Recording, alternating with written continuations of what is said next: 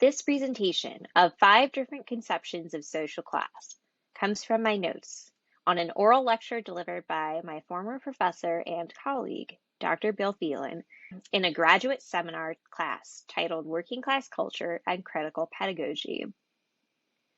If you plan to examine how the economy functions, theories of social class and consumer culture will be essential for guiding your research and developing your own line of reasoning. Use the content of this presentation to locate and evaluate texts to incorporate within your overarching argument.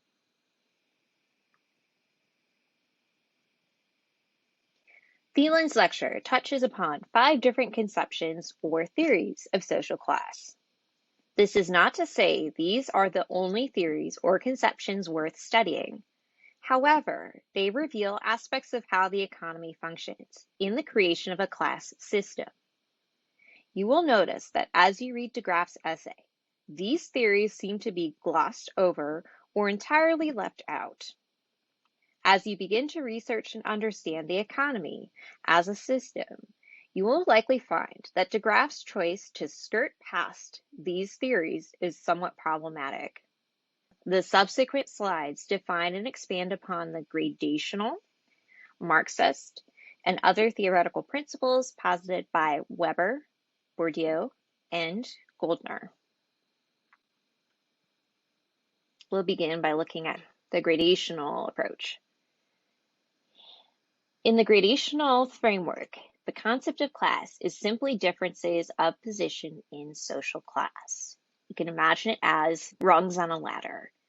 This perspective sees inequality as a byproduct of class differences, not the other way around.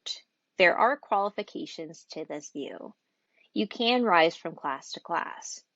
Those who come from the gradational perspective might say something like this when talking about wealth. We all have a house. They just have a larger one.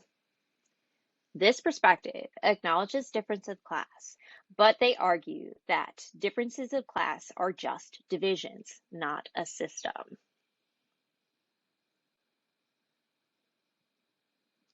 When it comes to Marxism, you might already have some preconceived ideas about what Marxism or socialism is. Through this presentation, you'll be able to see a different bent to examining Marxism and how it defines social class.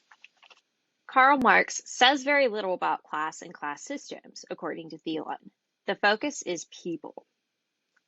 Marx's main claim in his conception of social class is inequality comes from the social organization of production. Class in society is determined through one's relationship to production. Those who have the most power control the means of production. Workers are paid a wage. However, they create more value for a product than they are actually paid. This leads to a profit of surplus value. The owner of production claims the majority of the profit, which makes us think, how much does the owner deserve? What is their value? If workers create more value than what they are paid, how much of that surplus value does the owner deserve? What is their value in relation to the system? In this way, we can see the relationship between the worker and the owner is exploitative. In other words, the owner takes unfair advantage over the worker. In Marxism, we can see the individual gets eliminated by the system. In some ways, people become the profession in terms of last names especially. For example, we can think of blacksmith or smith as someone's last name. But in the trades, we can see that people who blacksmith could be named Smith as a means of developing their identity. We can see that in this elimination of individual worth and self brought about an industrial revolution. Rios's book, Marx for Beginners, illustrates and expands on conceptions of Marxism in depth, but in an accessible way.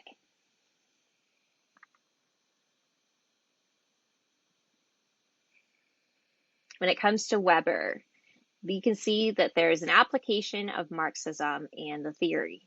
However, he expands the idea of class to include status. In this way, class has a lot to do with life chances. There are fewer options in the lower class than the middle class. He contends that skill and education can equalize the effects of capitalism. And again, you can see with the previous slide that there's definitions of the effects of capitalism on individuals within the class system.